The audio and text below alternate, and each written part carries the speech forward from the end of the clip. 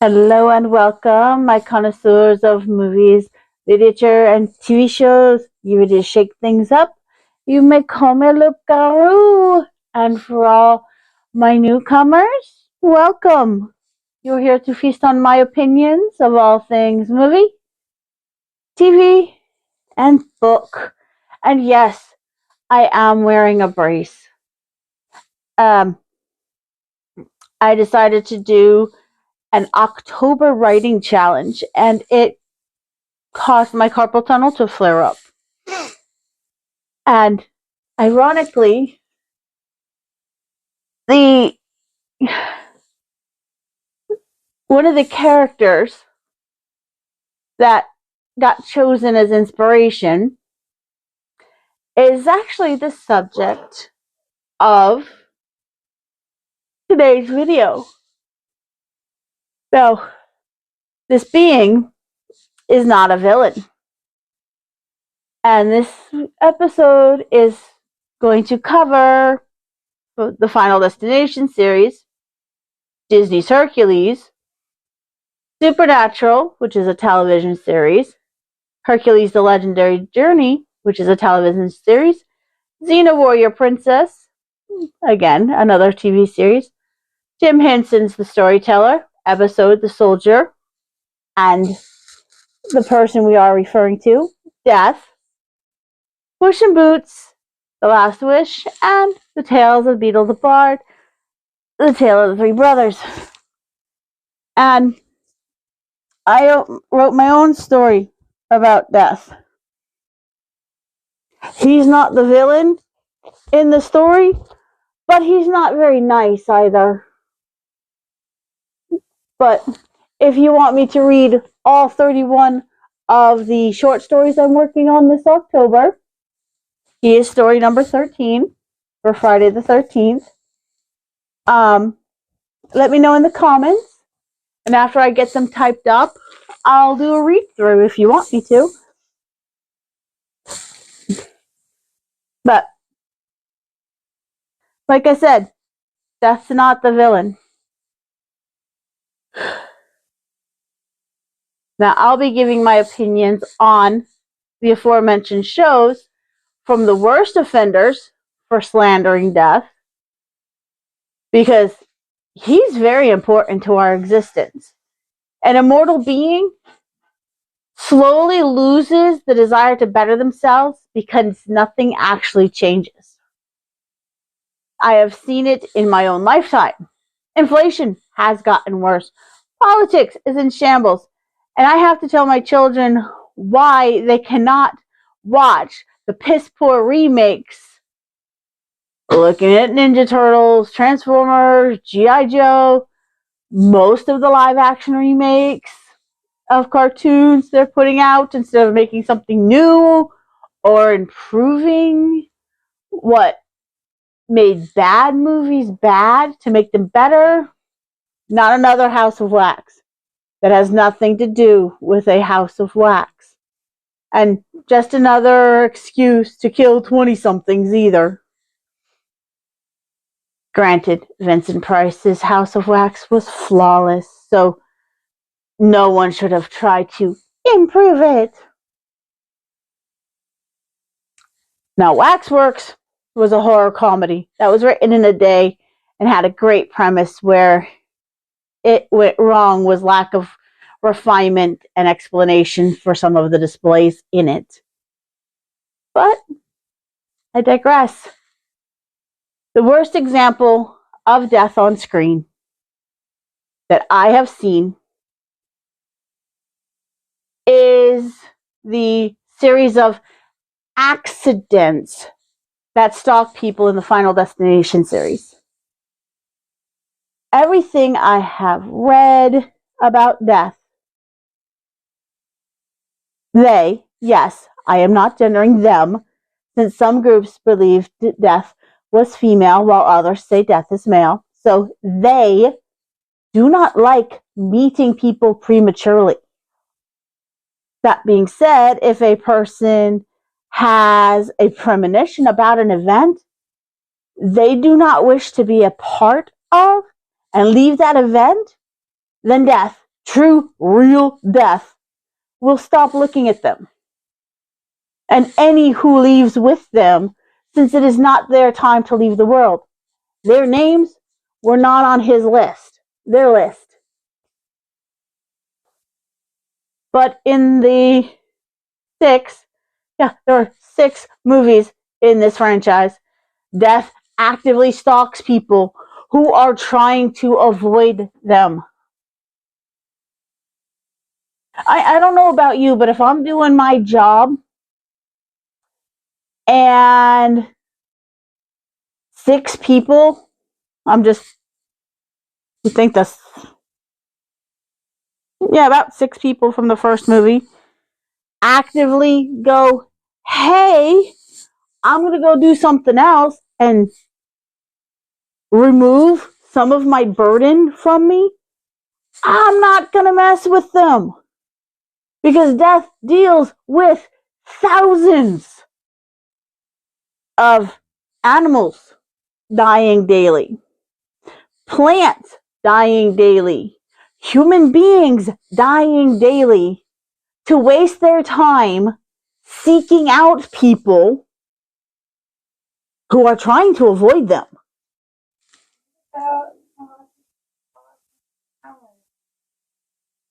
Cosmic balance. If you're not supposed to die, that's balance enough. Argue that they die. Airplane.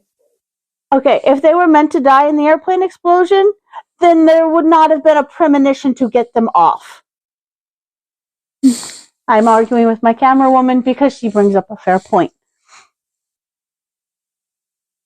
But yeah, seriously, if you're supposed to die, you're not going to see ways to avoid it.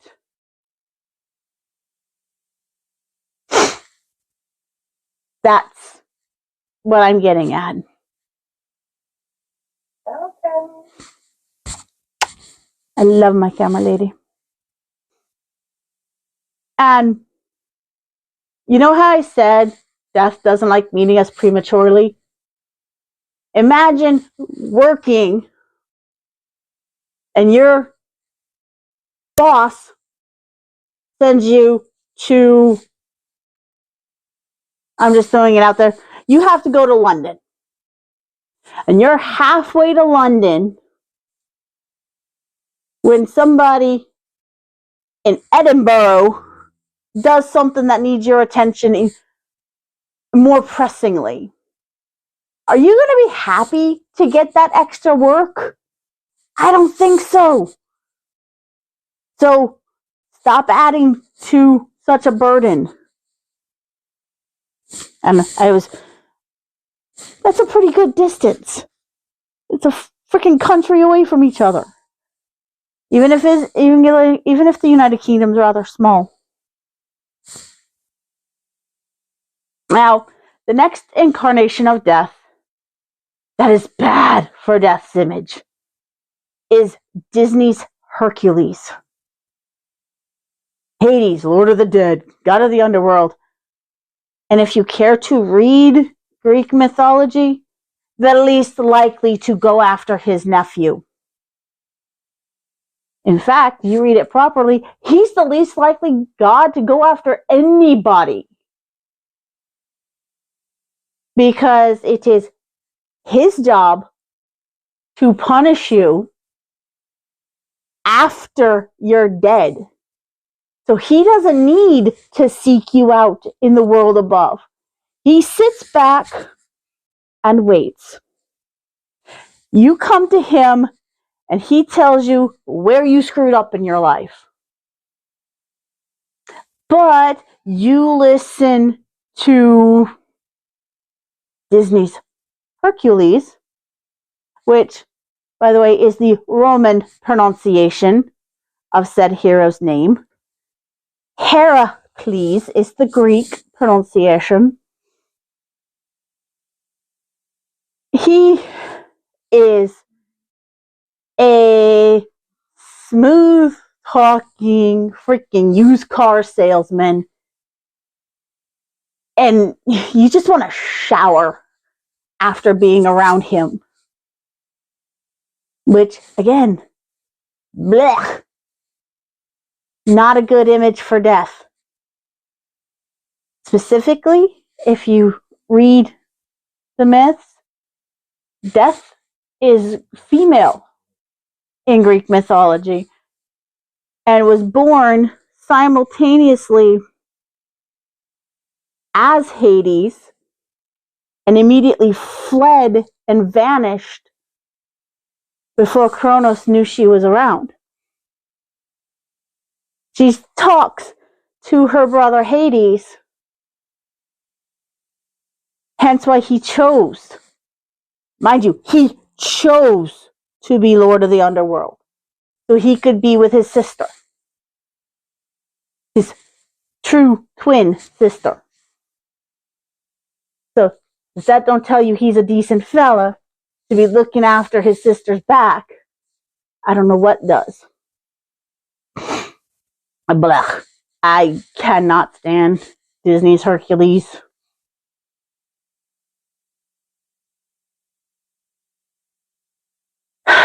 Now, you meet Hades in both Hercules the Legendary Journey and Xena Warrior Princess. And they show her as well as Hades. They show the female death as well as Hades. And Hades is one of the finest actors on that show, man. Oof. I had a crush on him when I was younger, and it was airing live, I guess you could say. Yeah, back before we had binge watch Netflix. I had to wait a week just to watch these fellas. Oh, the struggles the younger generation will never know.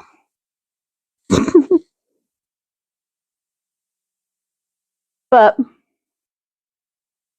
there was an episode of Xena where a king tries to imprison death. He succeeds in catching her because he's terrified she's going to come after him. And Hades begs Xena to free his sister and reunite her with her flame.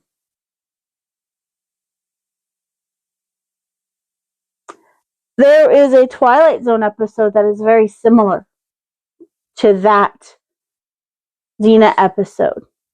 And spoilers for anyone who hasn't seen Xena Warrior Princess, she succeeds in rescuing Death. And Death wasn't after the king anyway. She ends up taking someone else because he was ill. He was dying. He was suffering. But because the king locked her away, this poor young man had to suffer longer. Think on that. Now, in the Twilight Zone episode, One Night at Mercy, Jason Alexander, I don't know how he got this role, but he plays Death. And he decides to take the night off. But he goes to a hospital to see what would happen. And he meets a young doctor who's rushing around the ER looking at 3 agonized patients. They are in utter agony, but they're all flatlined. No heartbeat, no respiration, no nothing. And Jason's just standing back and he's like, yeah, I was afraid this was going to happen. You know what? Does that sound like somebody who's going to go out of their way to stalk a group of people for the fun of it? If they're looking at the suffering, them not doing their job is causing and go, man, I hate my job, but somebody's got to do it. No. That's usually why when you read a lot of stories, death comes and he's quick. He ends the suffering quicker. But again, he doesn't want to see us prematurely. If you're not on his list at the beginning of the day and you decide halfway through to put yourself there, he's not going to be happy. He'll still do his job and he'll show you all the compassion you need, but he's not going to be happy.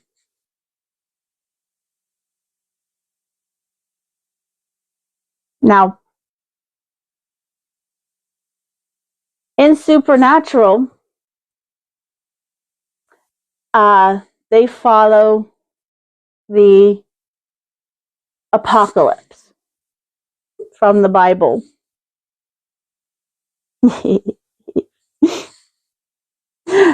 If you heard that, it was my youngest. Now, death was livid that the devil summoned him to be part of this apocalypse. And he's like, I am so tired of that little snot thinking he's all that in a bag of chips. Here's the key to the prison that will relock the devil away. But don't worry, in time, I'll just have to reap him anyway. And he just hands Dean his ring of the apocalypse, his rider ring, and says, lock him away. Take care of it. Without that, he can't boss me around, and I can go back to doing my job the way I'm supposed to. Again, does that sound like somebody who's going to actively stalk people trying to avoid him? Now, in Harry Potter, you have the Tale of the Three Brothers. They read it in book 7 or movie 8. And it's about 3 wizards who form a bridge over a river where people usually drown. And Death is standing there in the center of the bridge going, hey, I usually get people drowning in this river. Congrats for being smart enough to figure out how to get past it. But another thing about death is that when they look at you, they can see what type of person you are. So he does stalk 2 of the 3 of them. The one who chose the wand and the one who chose the stone. And when he gave the youngest the invisibility cloak, he thought nothing more of him. He's like, that's the smart one. He'll come to me when he's ready. And he's fine. I don't have to worry about him. These 2 are going to join me soon enough anyway. I might as well stay close. And, well, the oldest was the equivalent of a gunslinger. He actively flirted with death. He actively took his life in his hand in all these duels. And what makes it insanely funny is that having the wand stolen and being murdered means the wand doesn't lose its power. And it doesn't form a proper allegiance to anybody. That's why the Elder Wand was so cursed, because it had grown accustomed to being passed via unscrupulous means. Now, the second brother is part of what I have been talking about. Death knew it was a matter of time, so he sent the loved one to finally get him to let go. That sounds horrible, but this guy wasn't living anyway. From the way he was described, he wasn't eating, he wasn't sleeping, his body was already dying. So Death sent the loved one to convince him to finish it. Instead of dragging it out, just end it. Which is really sad, because had there actually been therapists at the time of the tale of the three brothers, which was set in medieval times, had there actually been therapists there, he might have been able to get out of his deep, dark depression and not want to join his loved one.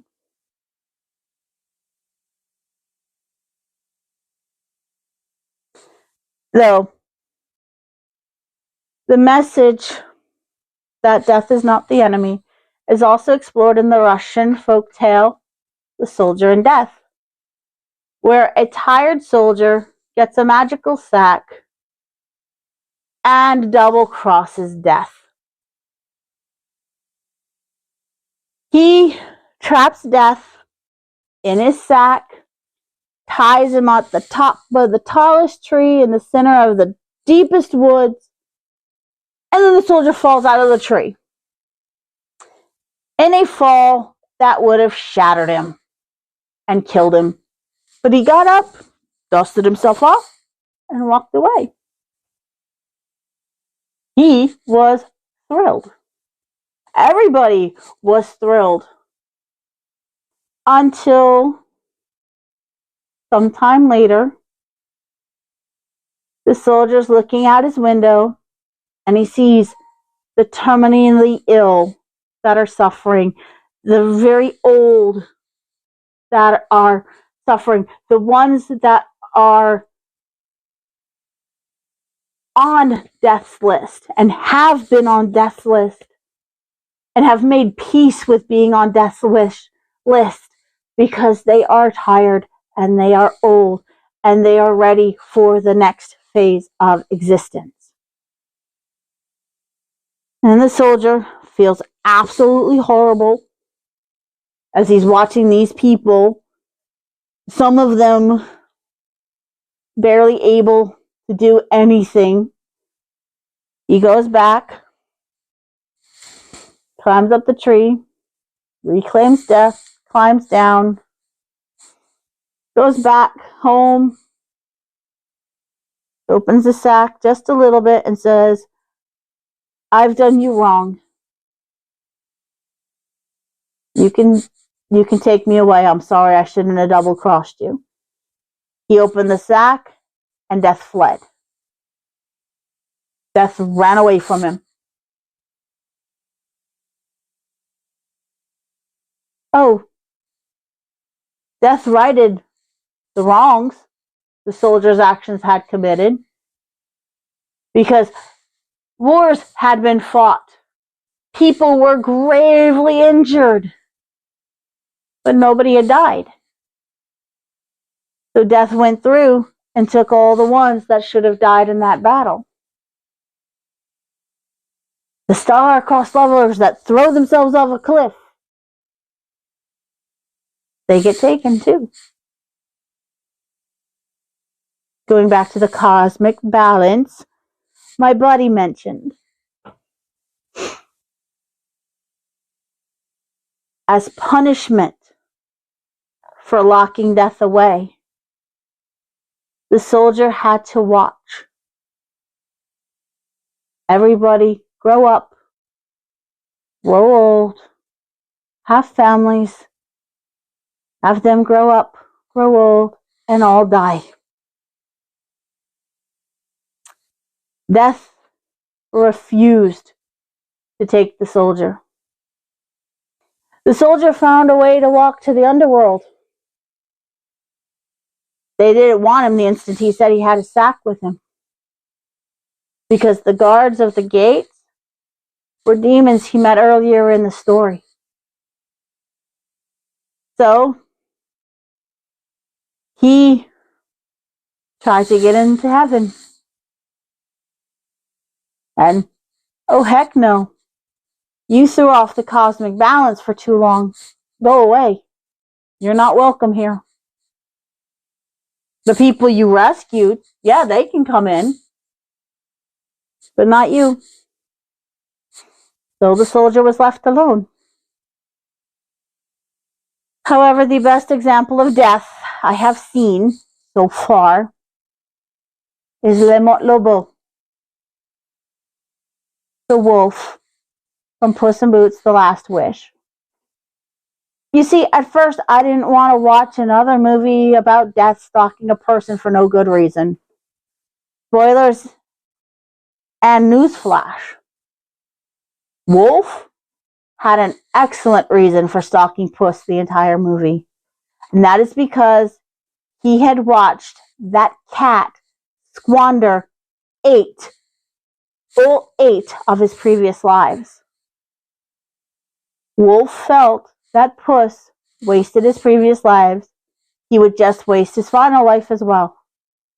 When Wolf was able to confront Puss again and learn that Puss had learned to value life,